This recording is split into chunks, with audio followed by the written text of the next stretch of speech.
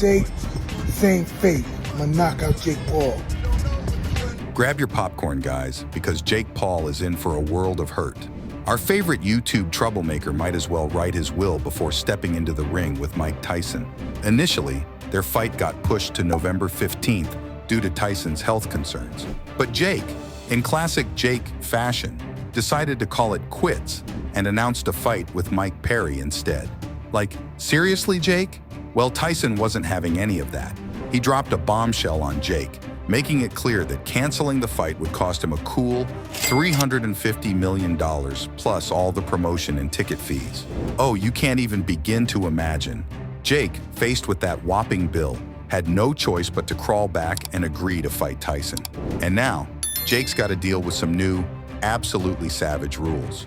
Truth is, this whole fiasco could have been avoided if Jake had just taken a moment to think before canceling the fight. He was the one who tried to shake things up by ditching the Tyson match for an easier target. But then, Jake's little plan blew up in his face when Tyson decided to hit him with that massive fine. That $350 million wasn't just some number Tyson dreamed up. It covered every single penny spent on promoting the fight. TV deals, advertising, sponsorships, venue bookings, the whole shebang. Jake had his sights locked on a fresh challenger, Mike Perry, gearing up for a face-off set on July 20th in Tampa, Florida. His bold announcement seemed to hint at Jake's confidence in handling Perry as an easy mark, all while keeping the spotlight securely on himself. The news is true, folks. I, Jake Paul, will be fighting Mike Perry, Tampa, Florida, July 20th. But then, out of nowhere, Tyson dropped a bombshell. He intended to slap Jake with a staggering $350 million charge for the financial fallout from the cancellation. Tyson wasn't about to let him get away with it. He had a brutal plan in place to make Jake pay dearly for his impulsive decision. This move wasn't just about the money for Tyson. It was about making a statement and showing everyone that he was not someone to mess with. Jake was in for a rude awakening, and the upcoming fight promised to be an unforgettable spectacle. Tyson decided to flip the script by changing the fight rules, making them way tougher for Jake. And let's not kid ourselves. All this drama really kicked off after that massive $350 million fine was dropped on Jake's head. That figure had Jake shaking in his boots, and for good reason. Tyson didn't just pluck that number out of thin air. It was meticulously calculated to cover every penny of the marketing and promotional efforts that had gone into hyping the fight. Promoting a bout between two huge names like Tyson and Paul involves a mountain of money. TV deals, advertising, sponsorships, venue bookings, name it. Jake suddenly found himself liable for all these expenses, which he had either severely miscalculated or outright overlooked in his grand plans to switch opponents. So, while Jake thought he could just pivot to an easier fight, Tyson was gearing up to teach him a very expensive lesson.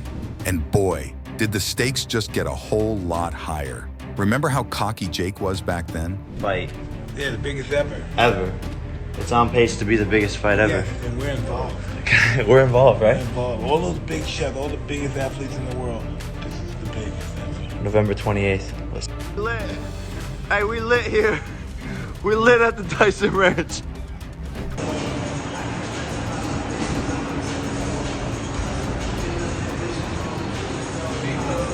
Do you really think that you're gonna beat Mike Tyson? Yeah. Bragging about the fight being the biggest ever? Yeah, he was living in a dream world. To compound the situation, Jake disastrously underestimated Tyson's health. Rumors were circulating that Tyson was too ill to fight, which gave Jake a misleading sense of security. Jake likely assumed Tyson would be too weak or preoccupied to bother. However, Tyson, always the warrior, swiftly debunked those rumors. Despite his health challenges, Tyson still has it in him as a seasoned champion. He was resolute in making Jake pay, both financially and physically. devastating news. I'm heartbroken, speechless, gutted. We've been working so hard over here, everyone in this camp, and I just feel bad for everyone involved. The news hit Jake like a sledgehammer, leaving him shattered and completely devastated. He and his team had put in so much effort, and now it seemed like it was all for nothing. The disappointment was palpable for everyone involved. In a desperate bid to undo his cancellation, Jake found himself in a state of complete panic. It wasn't just about his image. It was about avoiding a colossal financial disaster. His emotional podcast plea was a last-ditch effort to fix things, but Tyson had already put his plan in gear. The drama was off the charts as Jake tried to clean up the mess he had created, quickly realizing the stakes were higher than he ever imagined. By shaking up the fight rules, Tyson wasn't merely aiming to settle the score. He was making a grand statement. These new rules weren't just small adjustments. They were game changers designed to stretch Jake to his limits. Tyson's decision to change the fight rules against Jake Paul wasn't just to intimidate him. It was a shrewd, calculated move that turned what seemed like an uphill battle for Tyson to spotlight all of Jake Paul's vulnerabilities. At first, Jake was feeling pretty confident with the old rules, thinking the fight was in the bag. With comfortable 3-minute rounds and 1-minute breaks, Jake believed he had the stamina, agility, and tricks to deal with Tyson. He was in la-la land, convinced he had nothing to worry about. Tyson, on the other hand, with his wealth of experience and tactical brilliance, was too smart for Jake's overconfidence. He had to teach Jake a lesson and restore his own fearsome reputation. To do that, he had to completely rewrite the playbook. The buzz around Tyson's strategic revamp was electric. Jake, who had been so sure of himself under the old rules, was suddenly thrown into a whirlwind. Those easy rounds and rest periods were history. Now he was up against a fierce test of endurance and strategy. Tyson wasn't just out for a win. He wanted to reclaim his throne in the most epic way possible. The fight had transformed into a mental and physical duel, with Tyson holding all the cards. Anticipation reached a fever pitch as everyone wondered how Jake would cope under the intense pressure Tyson had orchestrated. And thus began Tyson's master plan to flip the fight script completely. He meticulously redesigned the rules to play into his strengths and exploit Jake's weaknesses. The first move, extending the round duration from a cozy 3 minutes to a grueling 4. It might sound like a minor adjustment, but it is a game changer. Tyson's aim is to drain Jake's youthful vigor, pushing him to his breaking point under prolonged pressure. But that wasn't all. Tyson slashed the rest periods between rounds from a cushy 1-minute breather to 30 seconds. This sudden cut meant fighters had no time to regroup, forcing them to stay in peak physical form throughout. Tyson, with his legendary endurance, thrived under these conditions. For Jake, accustomed to easier breaks, it was a whole new ballgame. Catching his breath became a desperate struggle he hadn't anticipated. Tyson's strategy isn't just about winning. It is about dismantling Jake's confidence, one grueling round at a time, making the fight become a spectacle of stamina versus strategy, with Tyson holding all the cards. In a bold move that shook up the boxing community, Tyson scrapped the standard safety protocol by axing headgear from the equation. Originally meant to cushion blows and minimize cuts, headgear was Jake's safety net, a barrier Tyson knew he needed to dismantle. By removing this protective layer, Tyson turned the match into a high-stakes gamble of skill and endurance. It was a calculated risk aimed at exposing Jake's vulnerability to Tyson's raw power and precision. Everyone's holding their breath, wondering if Jake could weather the storm of punches coming his way, now that Tyson had stripped away his shield. Tyson's next move in the fight strategy playbook was a game changer, the continuous knockdown rule. This wasn't just about boxing tradition. It was a tactical masterstroke aimed straight at Jake Paul's confidence. Unlike typical fights where knockdowns offer a brief recess, Tyson's rule meant there was no escape. Each knockdown was just another round in the battle of wills, a brutal marathon where Jake had to prove he could endure Tyson's onslaught. Now, it isn't just about physical stamina. It is a psychological minefield, forcing Jake to confront his resilience with every hit he takes.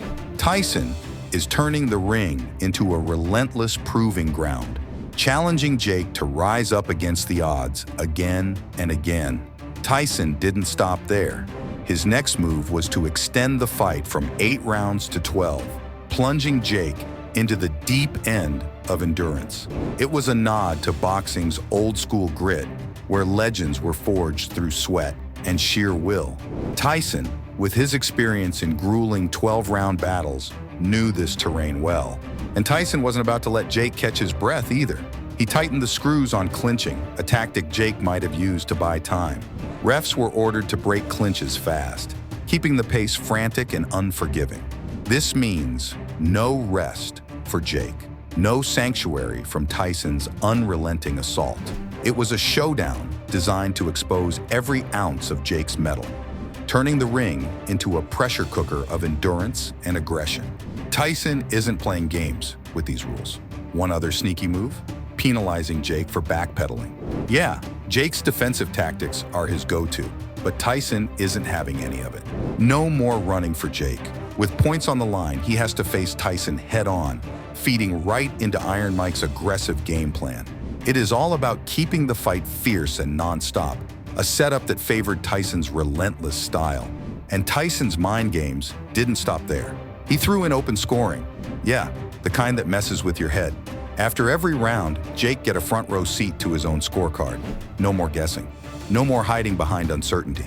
This transparency could rattle Jake, especially if he saw himself trailing behind Tyson. The pressure? Oh, it would be on. Every round would be a mental chess match, where one wrong move could hand Tyson the upper hand. Jake's under the microscope here. If he doesn't measure up, it's not just fines or points docked. It's potentially game over. Tyson set a high bar, and Jake's sweating bullets to clear it. Imagine the pressure. He's not just boxing, he's battling against time, against his own limits. Physically, it's a grind. Jake's not just hitting bags. He's pushing his body to the brink. Cardio, strength, agility. Every muscle, every breath counts. One slip-up could mean injury, could mean he's out before the bell even rings. It's a risky game, this training regime.